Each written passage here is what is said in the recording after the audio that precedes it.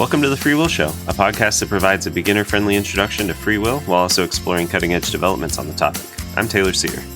And I'm Matt Flummer. In this episode, we talk with Jon McGinnis about Ibn Sina's views of divine and human freedom. Thanks for listening.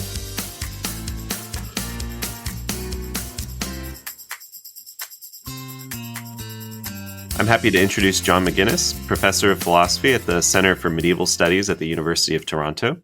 Jon's research focuses on the history of natural philosophy and physics done in the Greek, Arabic, and Latin-speaking ancient and medieval worlds. And he has edited and translated several works of Arabic philosophy, including Ibn Sina's Physics from his encyclopedic work, The Healing.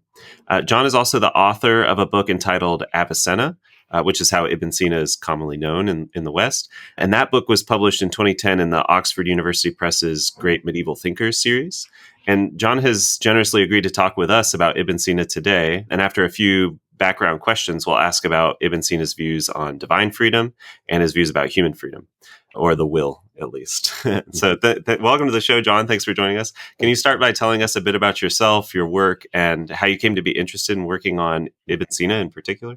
All right. Well, yes. Thank you both for inviting me. I'm just delighted and honored to be here. Taylor, you did a fine job actually of already introducing me. I'm at the University of Toronto. I'm in the philosophy department, but jointly also with the Center for Medieval Studies. My primary area is what would be natural philosophy, what would become physics, as it's done both in the Greek, Arabic, and Latin-speaking worlds, but with a real emphasis, and in the Judeo-Arabic world, folks like Maimonides. My real focus has been for the last 20 years on this figure, Ibn Sina, or as you rightly noted, Avicenna. And it had started out in interests in his physics and natural philosophy, but then it turns out that Ibn Sina is one of these very systematic thinkers that it's almost impossible to understand any element of his thought without understanding it in a much larger context. And so in that way, he is a lot like, say, somebody like Aristotle, like Thomas Aquinas, like Kant, where as soon as you get into any part of his philosophy, next thing you know, you're doing his logic, you're doing his psychology, you're doing his metaphysics, theory of action, the whole gamut. And so I guess in addition to that, I have tried to sort of promote Islamic philosophy more generally as something that there's something there for philosophers even today. And so I've done that primarily through translations, but also quite a few articles as well, and a book. So, and I have more translations coming out hopefully very soon. So cool. Yeah. That's awesome. Well, some of our listeners have probably heard of Ibn Sina, or as he's sometimes called, Avicenna. But could you start by giving us some historical context for our discussion? When did he live? What philosophers was he influenced by? And what were some of his most widely read texts, or any other background that you think might be helpful? Yeah. So Ibn Sina was born. The historical or traditional date has usually been 980, but recent scholarship has pushed it back to probably closer to 973 as far as his birth date. I mean, the reasoning for that is that we know who his teacher in law, Islamic law, was, and if given the dates of that person, had Ibn Sina actually been studying law with him, he would have had to have done it at 6 years old if he had actually been born at 980. Now, Ibn Sina was a prodigy by all accounts, and so it's not that he didn't do a lot, but I think 6 years, most of us think, is a little bit early. He was born in Bukhara, or outside of Bukhara, in modern-day Uzbekistan. And I say this not just because he's the figure I like the most, but plain and simple fact is he's probably the most influential figure to come out of the medieval Islamic world. He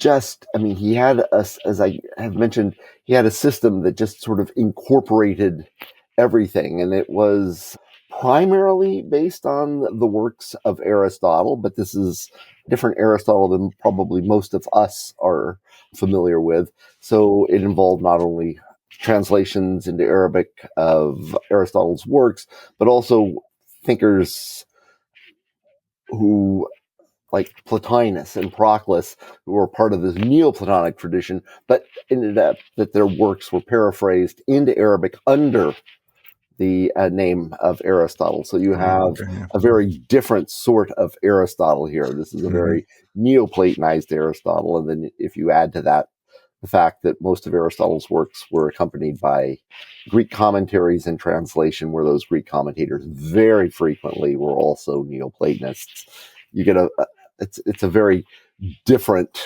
sort of Aristotle. So if I say, speak of things that don't sound Aristotelian, it's in part because that was the world or the Aristotle that was inherited in this medieval context.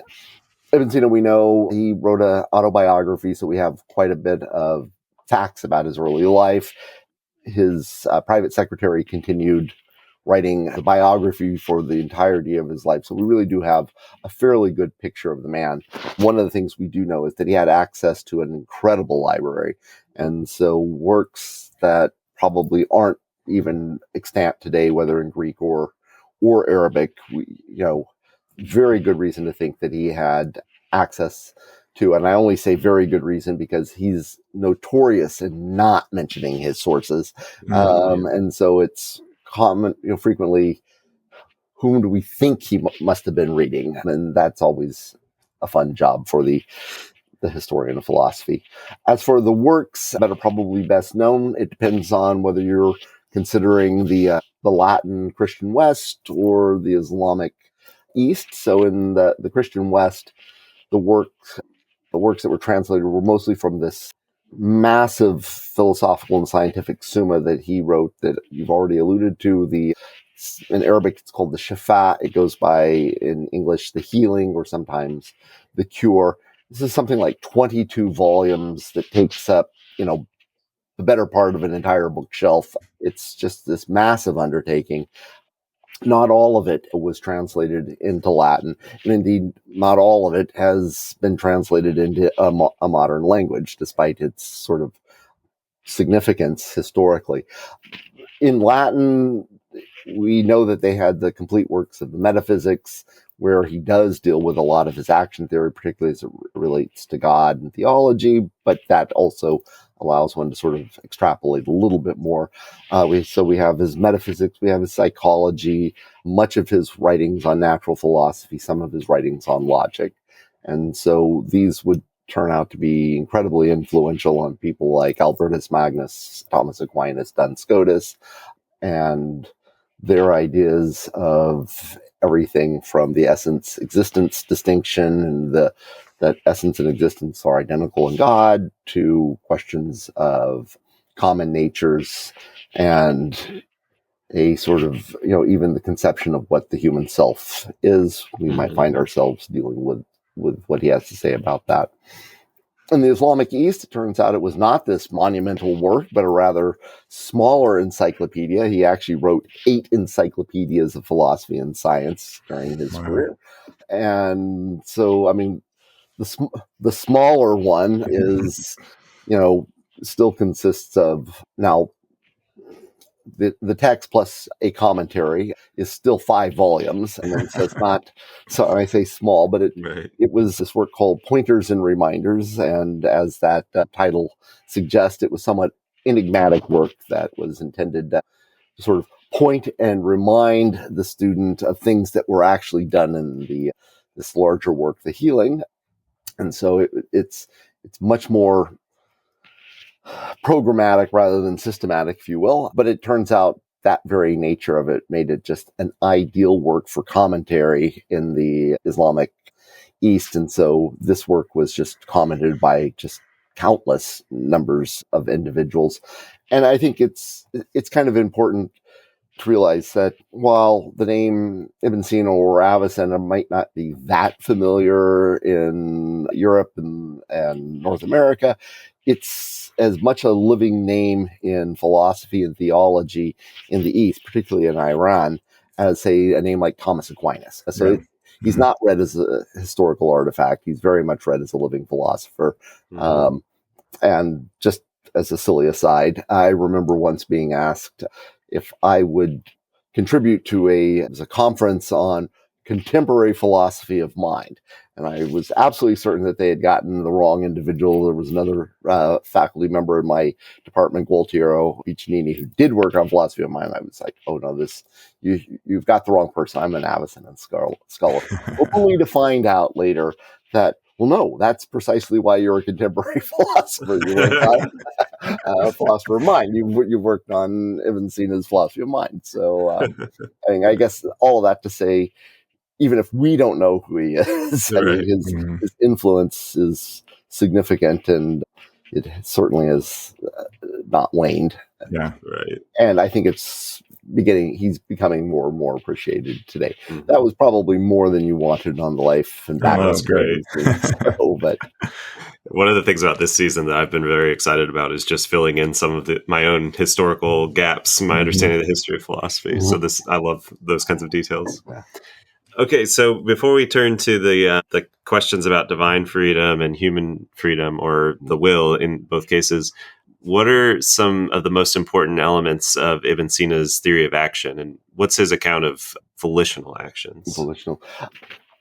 It sort of separating them the way that you had suggested is a little bit difficult, only because one of the things he had written, as I had mentioned, these works on philosophy, on science, he had promised in the introduction to the Healing that he would also do an encyclopedia on practical philosophy, which would have included politics, economics, and the historical or traditional, etymological sense of house management or home management, and then ethics, but unfortunately never did. We have a very small treatise from him that's sort of in the vein of Stoicism and the sort of virtue and eudaimonistic ethics of Aristotle, but we don't really have what he has to say about like human volition or acts, and so we have to sort of extrapolate it from his theological or metaphysical writings. But I guess a general sort of calm response to your question, Taylor, is that he's a compatibilist, but that's not going to be a compatibilist necessarily on the lines of Hume or some of the others. He will have a type of necessitarianism, but it won't be one that is based solely, say, on physical laws and how those dictate how matter has to move. Rather, while everything in his system is causally necessitated, his conception of what a cause is broader, perhaps, than what our conception of a cause is. It will include things like desire, a notion of final causation, and the like. And so, while, again, he's going to say that all acts are ultimately necessitated in some ways, he still wants to show that this is compatible with a particular conception of the will. And I guess probably the best way to do this is just jump in and tell you what he thinks the will is. Yeah. One thing to just note is that we tend to talk about free will. This notion of free doesn't actually show up in the Arabic translations of what we would call will. Rather, it's just going to be volition or will. Now, having said that, within the Islamic medieval world, you have the whole gamut. You have individuals who certainly think that choice and having options available to one is necessary, as a necessary condition of an act being a willful act. But then you'll also have individuals like Ibn Sina who deny that choices or options are a necessary requirement. He's not going to deny that you can add these, but at the very core of what the will is for him, choices are not going to be this essential element. And in fact, what he'll ultimately kind of argue is that this appearance of choices is probably more illusory than we know, but it's at such a complex level that, so what, is kind of how he will play this out. We, at least under the illusion that we have choices. Having said that, what does he think the will is? He thinks that there's three basic elements in any willful act. One, it has to proceed from an agent that recognizes that it's performing the act. The agent needs to consent or be satisfied in some ways completely okay with the fact that, it's performing this particular act. And then finally, even if, the agent knows that it's doing it and is okay with it, still the action has to proceed from that agent. It's not forced by anything external, which seems to be an obvious element here.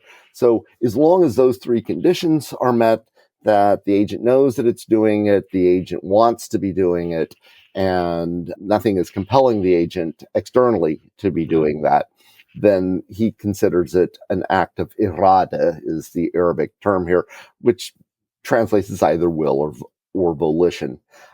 If I were to try to map this on to contemporary discussions of it, it's probably closest to Harry Frankfurt and, what's the name of the book? I'm sorry, Doing What We Want to Do. The Importance of What We Care About. The Importance of What We Care About. Yes, it's very much like this, that as long as we perceive it as good, we want to do this, we desire to do this, then even if we have no choices in the matter, why should that matter? And I love Frankfurt's example, which I use with my own students, is, imagine that there's an automobile that can only ever drive the speed limit, and the individual or the driver who only ever wants to drive the speed limit. And I know most of us is like, nobody exists like that. My wife, I promise, my wife is constitutionally incapable of speeding. If I go 5 miles over the speed limit, she's just like, John, you're taking our lives in your hands.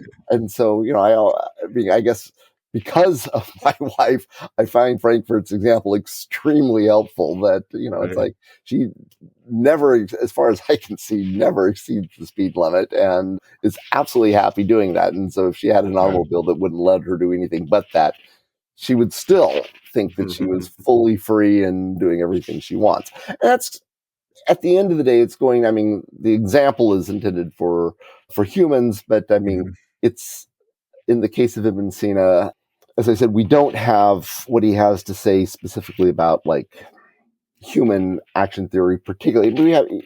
He does talk about it in places, but the paradigm case is going to be the case of God, where ours then is some sort of qualified instance of what we see in the case of God, which is not to say that we're God-like, although that is, for Ibn Sina, the ultimate goal of all human life, is to become as close to God as one can, given our finite nature. So I think I answered your question, Taylor. Yes. Great. Before we dig into the issue of divine freedom, could you say a bit about Ibn Sina's theology, especially the doctrine of divine simplicity? Yeah, you absolutely have to do this in order to appreciate the sort of limits, constraints that he had on what's required for a proper theory of the will or divine action. I think I've mentioned one of the difficult things about Ibn Sina is he does have this very intricate, detailed system in which all the elements sort of, in order to understand one, you have to kind of understand the other. And so I'm going to, I apologize if I'm going into a little bit of the details here, but probably one of Ibn Sina's great contributions to philosophy in general was a sort of a realist modal metaphysics, where he really wants to emphasize things like necessity and possibility. And so unlike Aristotle, who had sort of the basic elements of Aristotle's ontology were actuality and potentiality, Ibn Sina says there's even a more basic division, and that's between necessity and possibility. Part of the reason he's doing this, if folks are familiar with Aristotle will argue for an unmoved mover based on motion. Aquinas actually gives Aristotle's proof for the unmoved mover, and then says, and by this everyone understands God. Ibn Sina explicitly denies that. The unmoved mover is not God, says Ibn Sina. And the reason for that is, if you know your Aristotle, you know that Aristotle allows for there to be as many as like 55 unmoved movers.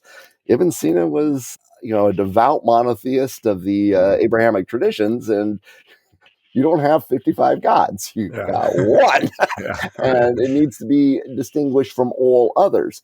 And at least in the Aristotelian framework, these unmoved movers were identified with pure actualities, pure forms. And so Ibn Sina needed some way to show that everything in the created order involves some sort of composition that is going to be totally absent in the case of God. And so while he will allow that unmoved movers can be pure actualities, what they won't be is necessary in themselves. And so Ibn Sina's ontology then is to posit that there are possible existence and necessary existence.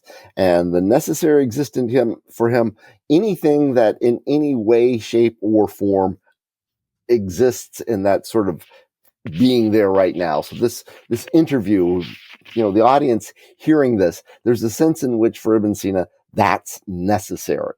So, I mean, anything you can see, anything you can think, all of those have a type of necessity on his account. Now, having said that, he needs to sort of distinguish these. And so he distinguishes between things that are necessary in themselves. This is a conceptual distinction at this point. Mm-hmm. Things that are necessary in themselves and necessary through another. So you can have things that are possible in themselves, but the fact that they exist right now here on our face, if you want, dot sign, however you want to understand existing, these possible things need some explanation for why they exist. And so right at the very core of Ibn Sina's metaphysics are two principles, strong metaphysical principles. One, a principle of sufficient reason. Everything has a reason. Even it'll turn out in some sense God himself has a reason. It turns out it's internal to God. And the law of excluded metal, either something is itself or it's not itself, in which case it's other than itself. Mm-hmm. And so that's the distinction he's wanting to draw here. So given that, it seems pretty obvious that there are things possible in themselves. I mean, things could have gone differently and we would not be here today having this conversation. So it's this conversation is possible in itself. But because everything did work out well, here we are, and so on Ibn Sina's account. It's necessary through those causes that brought us together. And so for him, that there's possible existence and there's things necessary through another is just, if you will, an empirical fact about our world. Just look around. The question is there anything that's necessary through itself? That is to say, something that doesn't have anything else to explain it other than itself. And Ibn Sina does not assume that such a thing exists, nor does he even assume that we would recognize what such a thing is. And so before even undertaking an argument that there is a necessary existence in itself, what we would call God, he says we need to identify what would even count as such a thing. And this was all sort of background to the arguments for simplicity. Yeah. And so one of the things that he argues is that there's a distinction between the parts of a thing and the whole thing considered itself. So it's a mereological assumption about the relation of wholes and parts. Mm-hmm. Parts are other than the whole.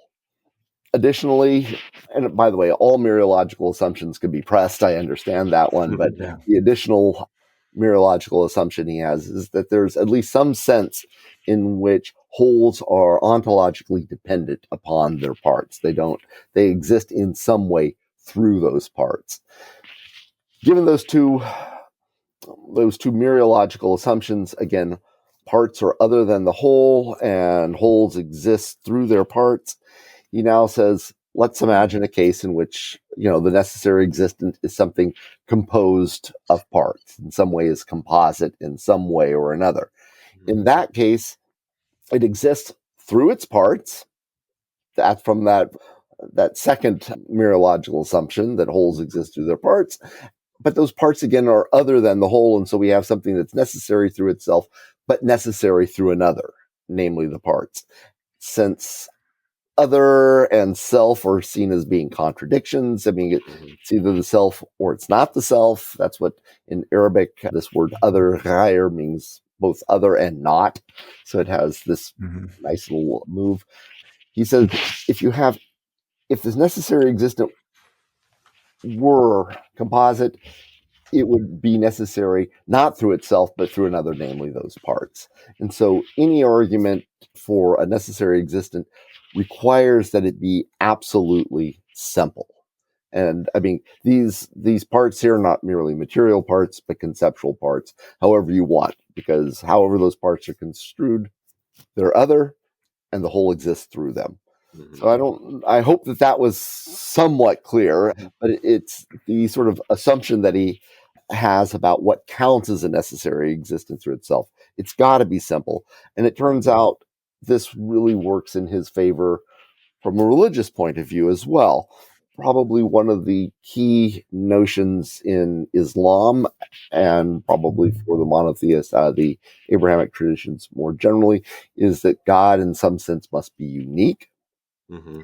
And that God is one. So in Arabic, this is a doctrine of Tawheed, and what Ibn Sina understands simplicity to be is just the philosophical articulation of Arabic Tawheed, but if we want a very, very strong form of monotheism.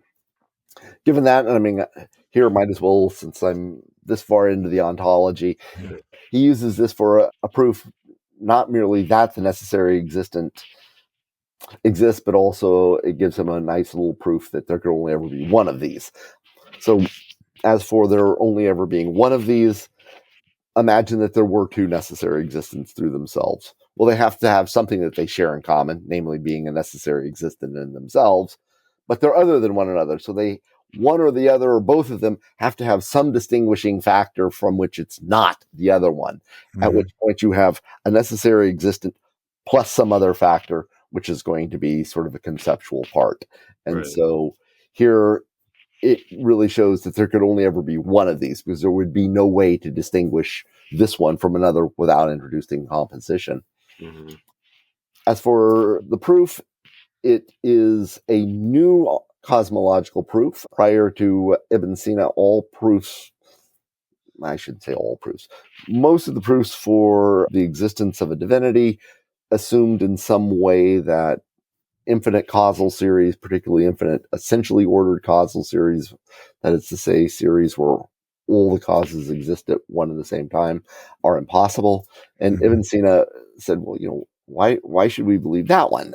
Particularly given that he actually believed, along with Aristotle, that the world is, extends infinitely into the past. And now it does look like you have at least an infinite temporal series. And so his argument is intended not merely to prove the existence of God, to actually prove that that causal series have to be, or essentially ordered causal series have to be finite, and work simply this way. Something exists.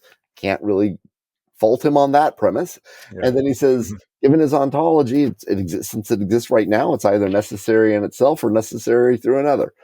If it's necessary through itself, argument stops. We've got something. Most of us would probably say, okay, it's going to be necessary through another, given what you've mentioned.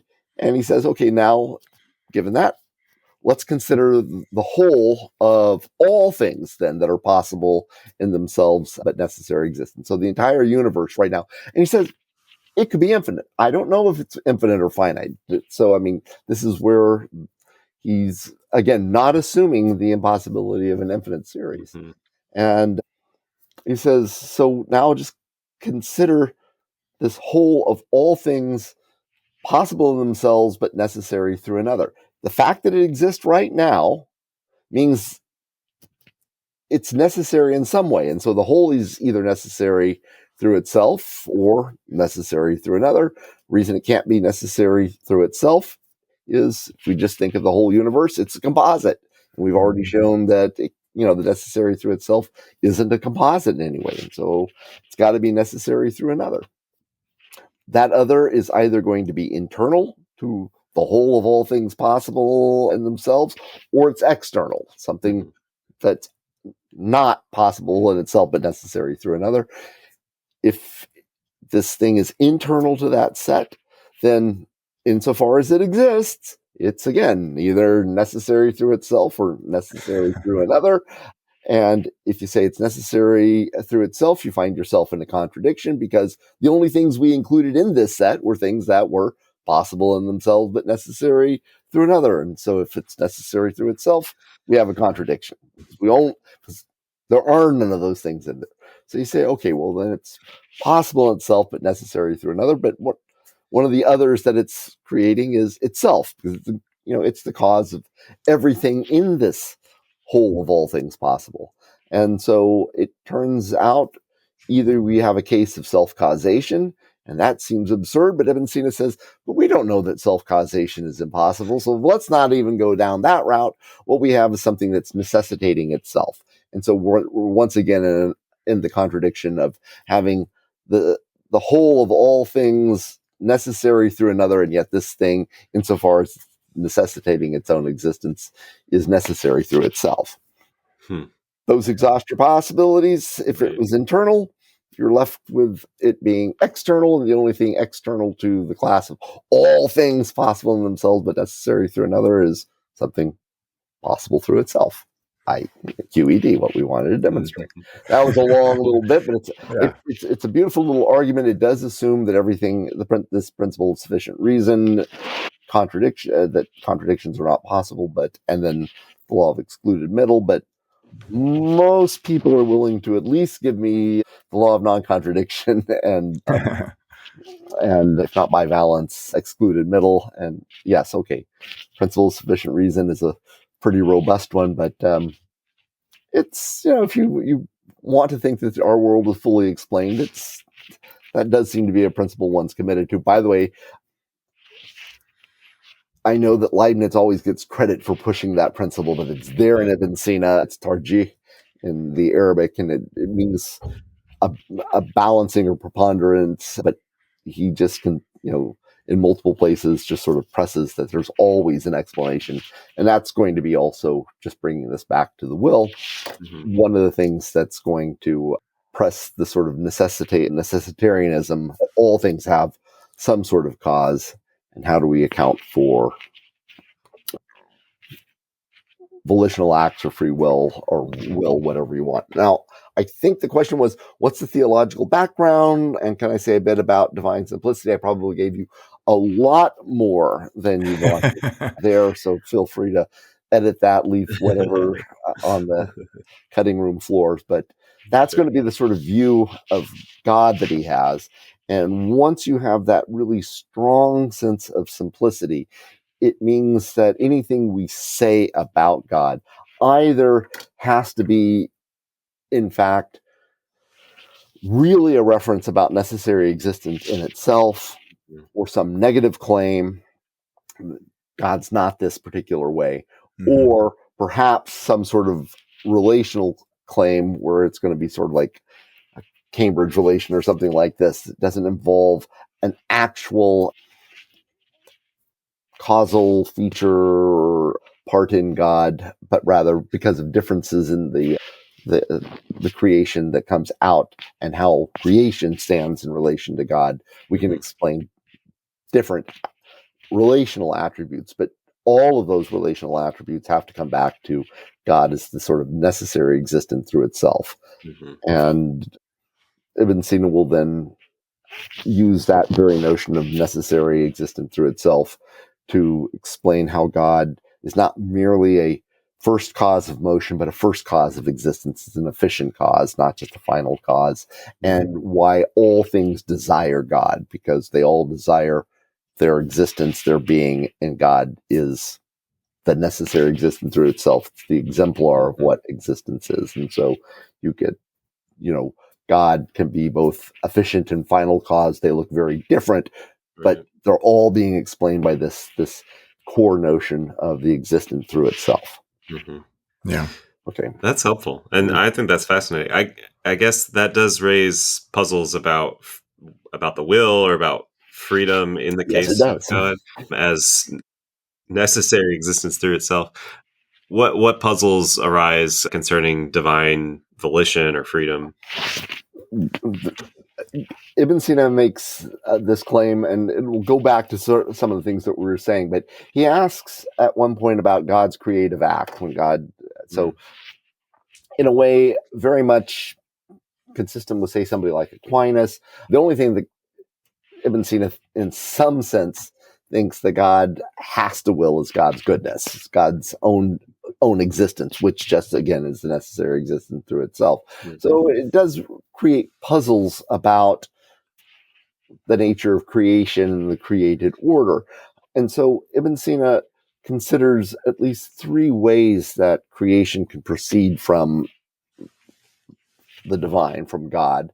And he said it either can be intentional, volitional, or a natural act. And he's going to deny, and this sounds counterintuitive, he's going to deny that God acts intentionally, despite the fact that God acts volitionally.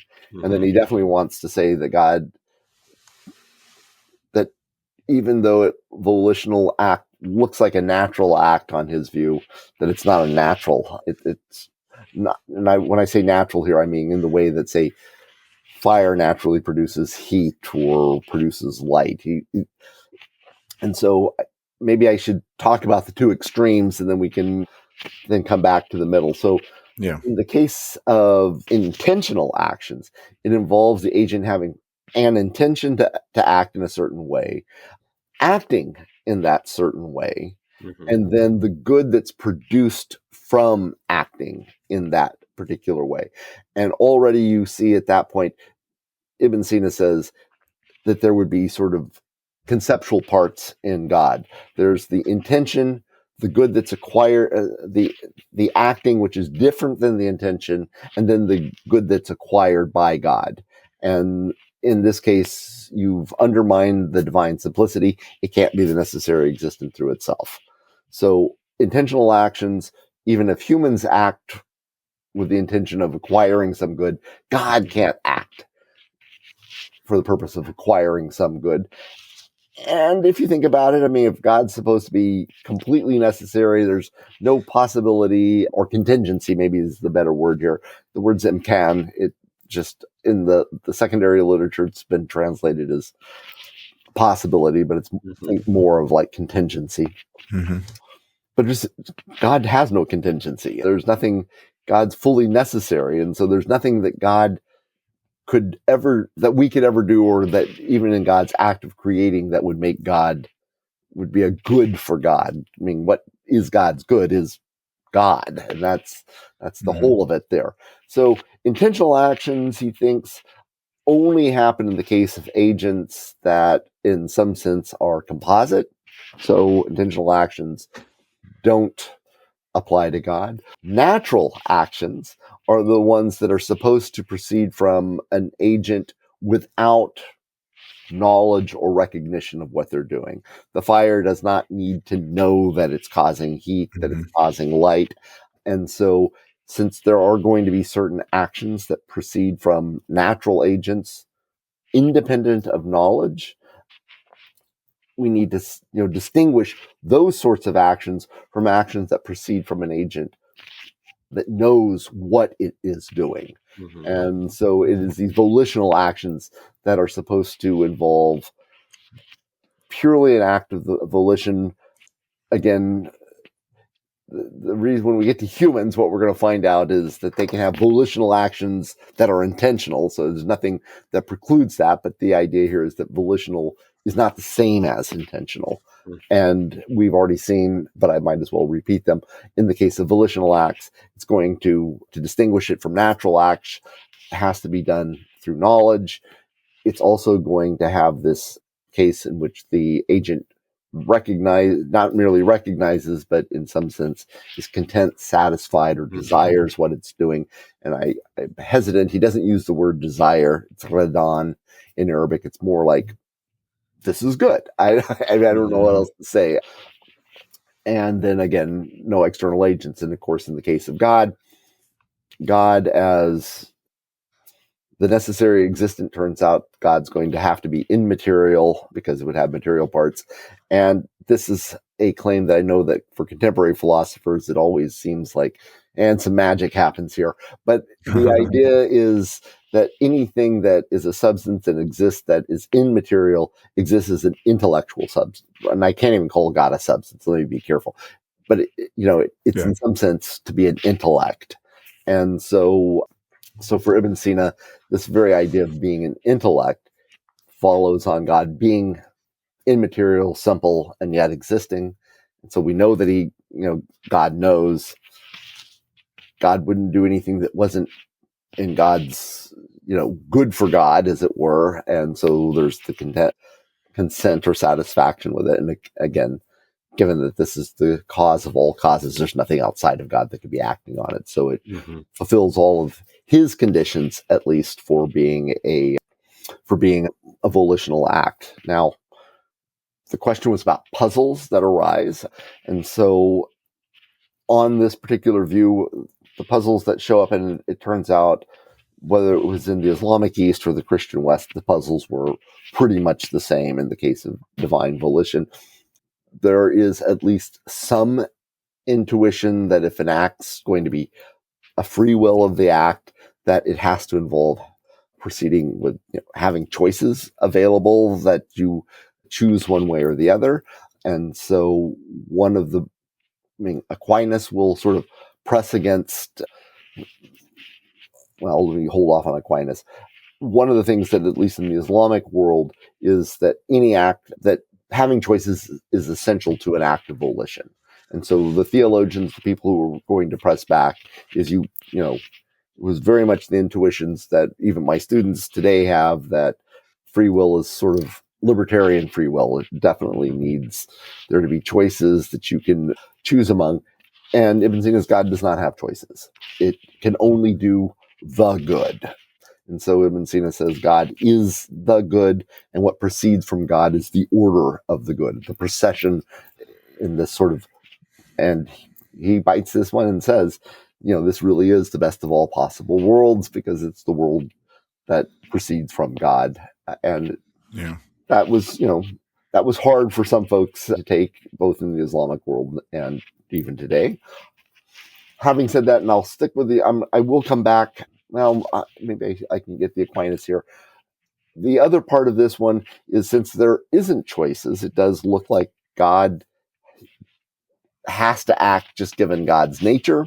And notice I said nature there. I should be very careful about that. But that was the objection, becomes this, how is this really different from the natural act of fires heating and illuminating if it can't act otherwise? And again, Ibn Sina says, you don't need to act otherwise as long as it's proceeding from knowledge. And others like, no, if it's not going to be a natural act, it really does need to have these options. And that will be the objection that you see in the West from Thomas Aquinas.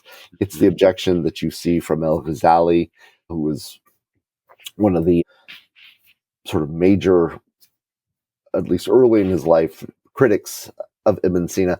And if you really wanted a very interesting theory of the will, then you go look at some of the things that Al-Ghazali has to say on developing the theory of the will. You get the predecessor to Buridine's ass. I don't know if you know the story. It's already there in Al-Ghazali. Turns out one of Ibn Sina's later defenders says God does have choice. The choice is either to create or not to create. What God doesn't have a choice is, to create, say, 14 billion years ago, 10,000 years ago, whatever. I mean, either God creates eternally or wills not to create at all. We're here, so God wills eternally. So, I mean, this was a figure, Nasiruddin Tusi, who does say there's at least choice here between creating and not creating. There wouldn't have, the world would not have been a better place, ironically, had this world that we live in not existed. Why? There still would have been infinite good, the infinite good that is God. And so, at any rate, so those puzzles are there, and what you see both from the West and the East is this sort of pressing that you really do need something more like a libertarian theory of the will to account for divine freedom. And Ibn Sina just sort of, no, you don't. And depending on where your intuitions lie on that one, you'll either say, oh, he's done a pretty good job, or no, this is unsatisfactory. So, I think that the puzzles probably that we still have today, given our intuitions about what a will is, and particularly Ibn Sina would probably say we're creating a bit of the problem by forcing this word free in there, because it now does look like that it has to involve choice. But just think about the word choice, and it turns out in Arabic as well as in English, choice already means that, like, if we talk about a choice steak, what we mean is it's good. That's and so the idea of choosing some sort of good, Ibn Sina, just like, if it's really good, there's really only one choice. Yeah. There's no alternatives available. And if you think, Ibn Sina's pressed on this even because of his theology and metaphysics. We love to talk in terms of possible worlds, and so I even said this is the best of all possible worlds, but that's probably not the best way to speak, because it sounds like there's all of these worlds from which God can choose, and he chose the best one. But that would populate the divine mind with all of these different options. And we've already seen that if God is absolutely simple, you can't populate the divine mind with ideas. The only thing that God knows is God. And on Ibn Sina's account, in God knowing God, there's this residual effect that is the created order. And again, whether that created order could not but be, and there's reason to think that Ibn Sina says that, or following the Sira Tusi, that God recognizes that the procession of our world is coming forth, but could have from all eternity willed that it not. That's an open question in the scholarship at this point. So yeah. So I think I answered those questions. Yeah. Okay. Yeah. So let's turn now to human freedom. So we've talked about divine freedom, but what aspects of Ibn Sina's metaphysics give rise to puzzles about human freedom? So, the case of divine freedom does provide the paradigm case for his view of what a will is and what action is. But again, in the case of humans, there can be intentional actions. That is to say, we can act for good, to acquire goods that we do not already possess. I think if you're wanting to say where's the puzzle, it's going to be that he very much wants to say that there is a sense of moral responsibility for our actions, while at the same time, all of our actions are necessitated. And that just goes back to that metaphysics of being necessary through another. So everything we do is in some sense necessitated by another. So our being here right now is necessary on Ibn Sina's view. And so everything that I'm saying, mistakes and all, somehow or another are necessitated by the sort of causal background.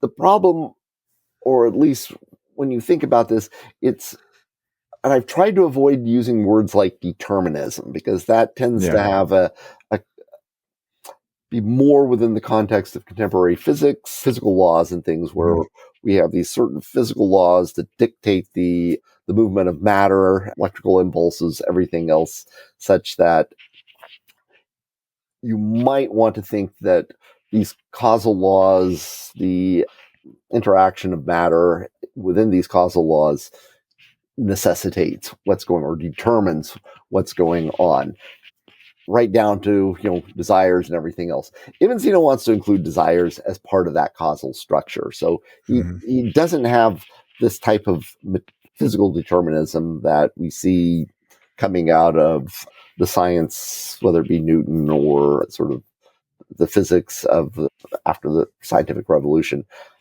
And so for Ibn Sina, when he does talk about everything being necessitated, in the case of humans, this is going to be a case that, we didn't have any control over, the country we were born in, the family that we had, the religion that predominated or did not predominate.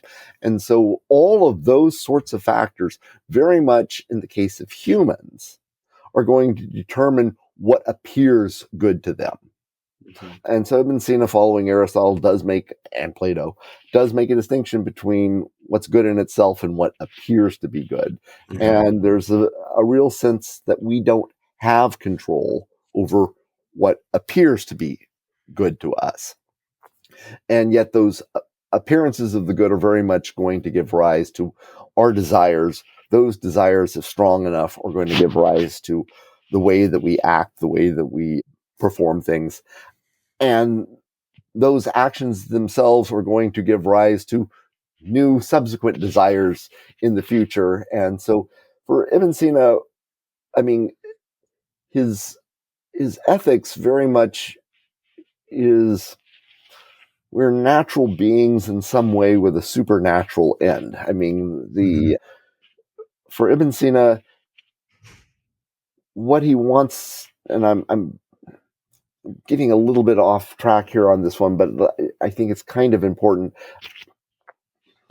It's important to understand what he thinks the human or the person is, as the object or the subject of moral responsibility, the agent of action, and everything else.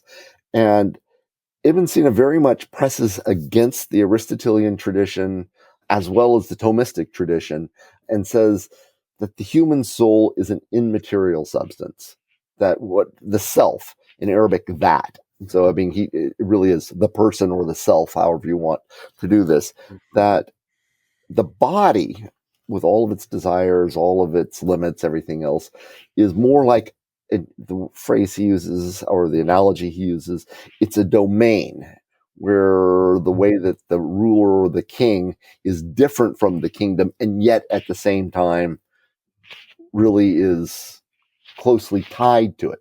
But the king can continue to exist even at the loss of the kingdom. And in some sense, for Ibn Sina, the body, while he does refer to it as a domain, it ultimately, we need it in order to acquire knowledge of our world through sensation. He's very much, but once we have acquired this knowledge, this body is kind of like you've taken the car to wherever you're going, and now you have to spend the rest of your vacation making sure that you found a place to put your car, and it's just a hindrance is what it becomes if you think of it in those terms. Yeah. And so for him, the person really is this nexus of all of one's experiences. And if you might know the show Freaky Friday, where we have the mother and the daughter, so I mean, here the intuition is that somehow or another, the one person has, they've exchanged bodies. But notice what I've said, the persons have exchanged bodies. So it's, who's the person there? It's not the body. It's these sort of collected experiences. And that's what Ibn Sina very much thinks that the individual is. And so the goal of life, says Ibn Sina, of human life, is this sort of intellectual happiness or flourishing that he thinks only can be acquired once we're stripped of the body. And so he believes that there is an afterlife, and that afterlife is very much a continuation of the life of the self. And I use continuation intentionally. I mean, it's not a sharp break any more than, stepping out of your clothes or stepping out of the car isn't a sharp break. You're still there. And so whatever the actions that were done, whether it be while you were in the body or not, I mean, those actions still are going to have repercussions in the afterlife in this disembodied state. And so the idea of moral responsibility is not that ultimately you're going to find yourself, before God at Judgment Day. And this admittedly is not going to be very Islamic in some ways, but it is Ibn Sina. Yeah.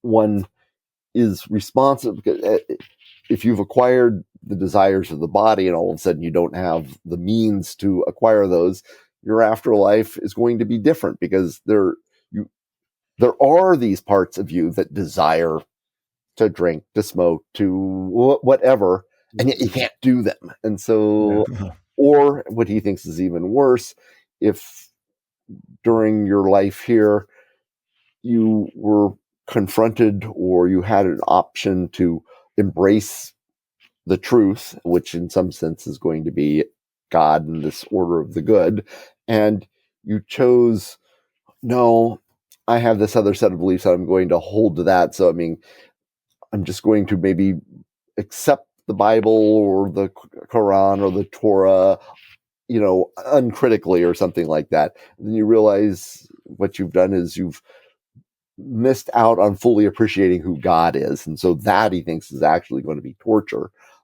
But having said that, he's got this little treatise on destination where he does seem to suggest some sort of universalism. That is to say that ultimately all will ultimately be stripped of these sort of untoward desires and everything else. And that at some point we will all enjoy, bliss. Now, it's not going to be the beatific vision, that is to say, seeing God directly. You just can't, no matter what. But it would be to see God in God's full glory as it's expressed in the causal order of the cosmos. And so Ibn Sina, following Plotinus, says that the true ultimate goal is to become an intellectual universe where you in some sense fully see how God has manifested his love. And he does use the word love in the creation of the world. So, and I should probably add one further thing.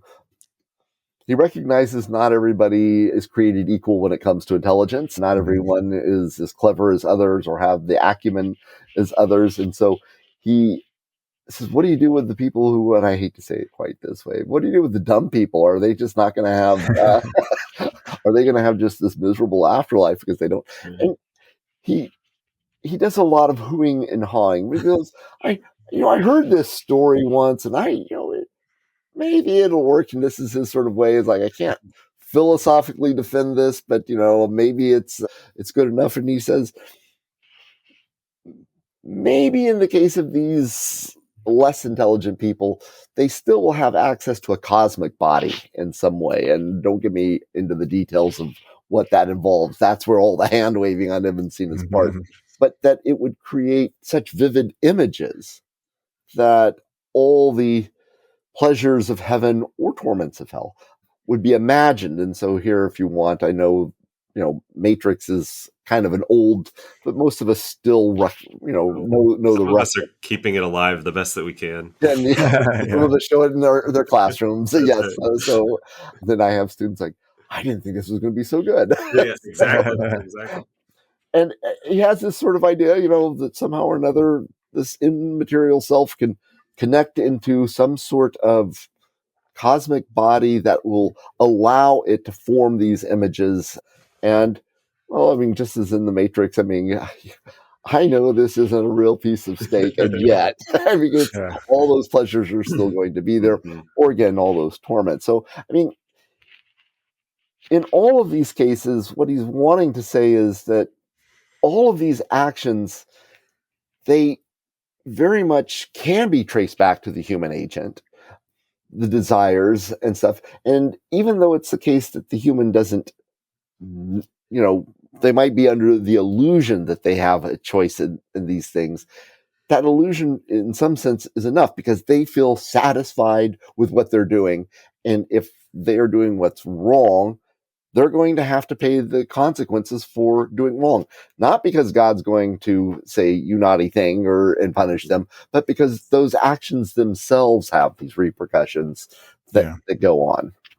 And so whether I think I got really off into his metaphysics, but you really can't do Ibn Sina without getting into his metaphysics and his psychology. And it really does come down to this his conception of what the human self or person is, and that they really still can be an agent. They will have these desires. They will act in certain ways, and that those actions proceed from them. And so they're being responsible is that they're going to have to live with the repercussions of those actions. And then he says, admittedly, the causal nexus is so complex that it gives us this sort of sense of, because he does want to account for our sense of having choices. Right. And he says it's so complex, we don't recognize the sort of details. And so there is this illusion. So it's a type of error theory, I guess, of freedom.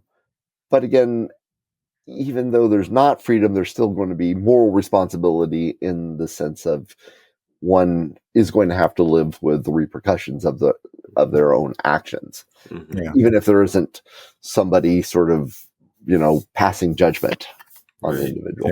Yeah. Just for the record, and I remember Peter Adams, when I had written this down in another one, Ibn Sina is getting some of these ideas from Plotinus. And so it turns out that if you want to find out what Ibn Sina is kind of doing here, Plotinus in Frankfurt and Peter Adamson's was, I never thought I would see those two philosophers put together. And it would make sense. Yeah, that's right. I kind of love that. I'm a big fan of Plotinus and of Augustine and the Christian tradition, and I think there's a through line to Frankfurt for sure. Yeah, absolutely. I think so.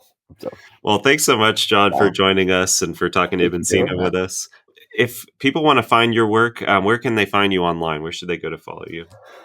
Oh, it's my University of Toronto, but my wife has told me I haven't put up enough of my own material there. So actually, probably the best place is Academia. What is it? Academia.edu. Is that the one? Yeah. That I have there's a little bit about me on the University of Toronto website. But probably at this point, academia.edu. So, sorry, I wish I could give you a better answer than that. But no, that's great. And we'll link I keep telling myself I'm going to do all of this, put myself on Twitter and everything else, but I don't have enough time. For sure. Understandable. Thanks again, Jon.